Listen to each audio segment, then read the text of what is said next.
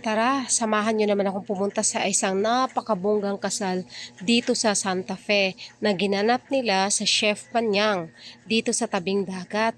O di ba? So kung ikaw ay nangarap ng isang napakabonggang kasal, ito ay para sa iyo. So guys, ako ay napasama sa isang